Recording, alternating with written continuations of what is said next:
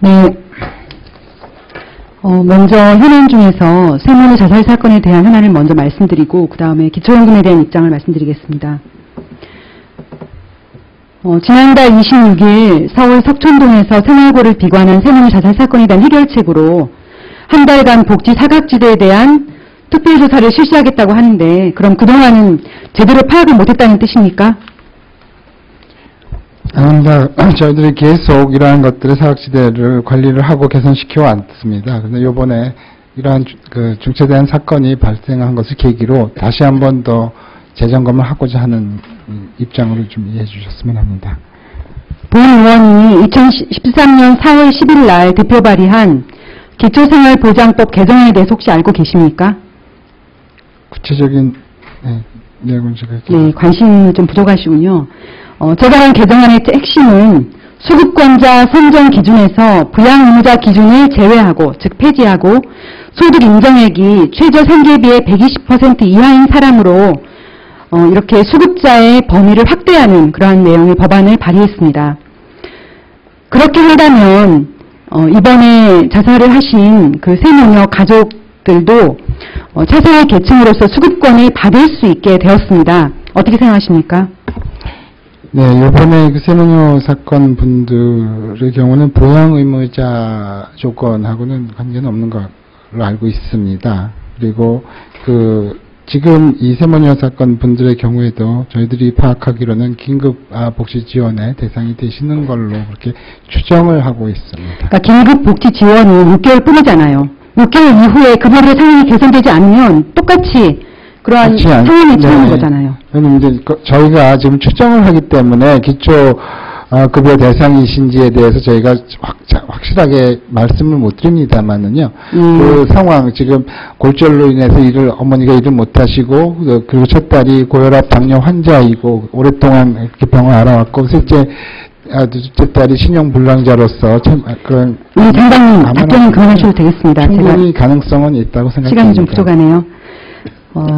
장관님께서는 지금 그 사건이 나온 뒤에 수요일 라디오 프로그램에서 전문가들이 나와서 분석을 다 했는데 그 내용을 스크린을 못 하셨네요. 그 내용에 의하면 이분들은 차상위 계층에 해당하지만 이러한 기초생활 수급자로서의 수급 혜택을 받을 수 있는 자격이 안 되기 때문에 현행 법의 한계 때문에 이러한 분들은 앞으로 계속 발생할 수밖에 없다는 그런 결론을 내렸습니다. 그래서 저는 제가 작년 4월 10일에 발의한 그 법안 최저 생계비의 120% 이하인 사람에게 기초생활 보장을 해주는 그런 법안을 그 법 개정을 한다면 이러한 분들도 포함을 시킬 수 있고 지금 빈곤층의 그 사각지대를 해결할 수 있다는 그런 말씀을 드리고 싶었습니다. 지금 장관께서는 그런 의지가 없으시기 때문에 제가 확인만 하고 이 부분은 더 이상 질문하지 않겠습니다. 그럼 오늘 지금 본의 주제가 되고 있는 기초연금에 대한 말씀을 드리겠습니다. 제가 인구 수를 한번 잠깐 말씀드리겠는데요. 인구 수를 지금 제가 방금 확인하면서 일단 올해 인구는 말고요. 2010년과 2060년을 한번 비교해봤습니다. 2010년의 노인 인구가 545만 명이었고요. 2060년 노인 인구는 1762만 명. 즉 거의 서너 배가 이렇게 약 3배 정도가 이렇게 늘어났는데요. 그에 비해서 유소년 인구는 2010년에 798만 명에서 2060년에는 447만 명으로 이렇게 줄었습니다. 그러니까 약 한 30-40%가 줄었는데요. 그럼 총 인구 숫자는 2010년에 4,941만 명에서 2060년은 4,396만 명으로 줄었습니다. 10% 넘게 줄었는데요. 그 얘기는 제가 이 말씀을 드리는 이유는 지금 정부가 얘기하는 기초생활연금을 부담하는 액수가 2060년에는 지금 정부한 대로 하면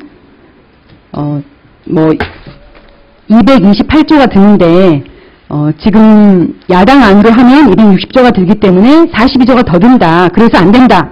이걸 주장하시는데 그렇게 말씀하시는 2060년은 노인이 최대 퍼센트를 차지하는 해이면서 우리 인구는 지금보다 훨씬 줄어드는 4,400만 가량밖에 안 되는 그런 인구이고요. 거기에 유소년 인구가 지금보다 훨씬 줄었다는 겁니다. 그럼 그 얘기는 지금 영아들에게는 보육비를 지급하잖아요. 그 보육비 지급액이 줄어든다는 거예요, 많이.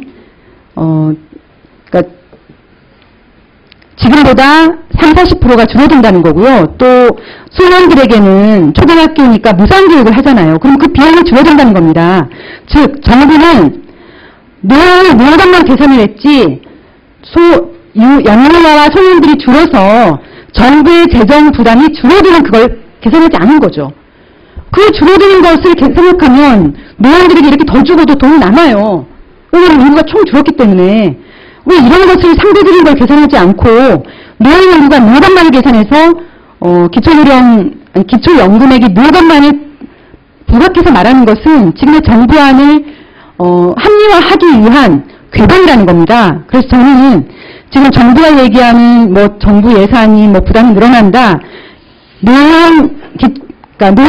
기초연금에 대한 한 가지만 계산하지 마시고 상대적으로 줄어드는 영유아에 대한 예산, 또 소년들에 대한 예산이 줄어드는 것에 대해서 그것을 개선해서 종합적인 정부 예산의 부담이 줄어드는 것을 개선을 하셔야 그것이 합당하다는 말씀을 드리고요.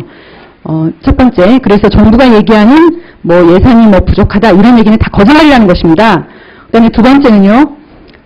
지금 김영익 의원님과 양남신 의원님께서 그 현행 법으로도 20만 원 드리는 것이 가능하다. 그러므로 현행 법을 개정하거나 아니면 현행 법대로 해서 20만 원 지급하라는 말씀을 하셨는데 저는 거기에 전적으로 동의합니다.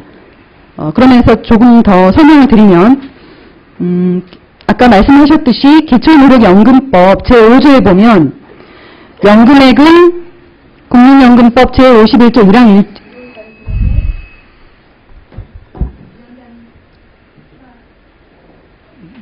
네, 1분 더 쓰십시오.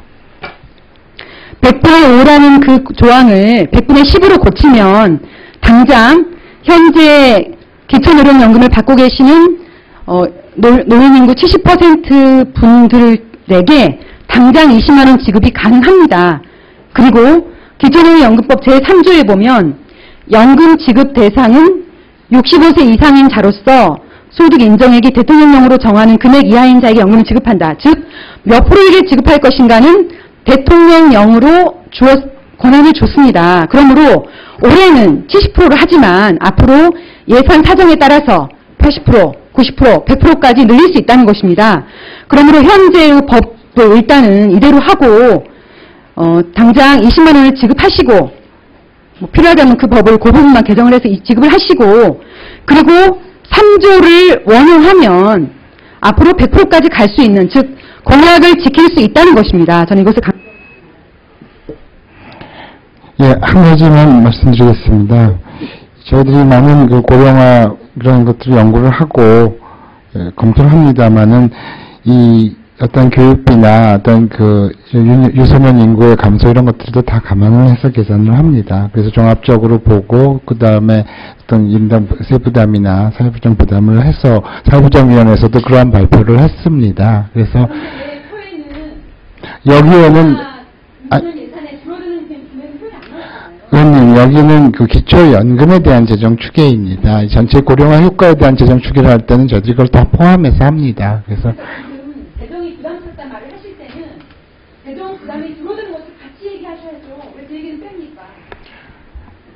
그것이 중요하다는 것입니다. 영유아 퍼센트가 줄어드는 만큼 정부 재정 지출이 줄어드는 그로 인한 재정 부담이 줄어드는 효과를 같이 얘기하면서 기초연금이 노인인 인구가 늘어나서 이렇게 늘어나서 부담이 줄었다는 걸 같이 비교해 주셔야 도대체 재정 부담이 총액이 늘어나는지 줄어드는지를 계산할 수 있지 않습니까? 그런데 그것 좀 빼고 단지 노인 인구 하나만을 얘기하는 것은 정부 재정 부담이 늘어난다는 것은 절대로 설득력이 없습니다.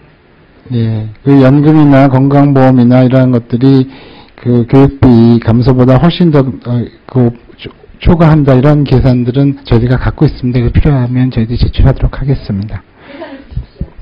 네, 김미애 의원님 수고하셨습니다. 다음은 정의당민주당의 이목희 의원님 질의해 주시기 바랍니다.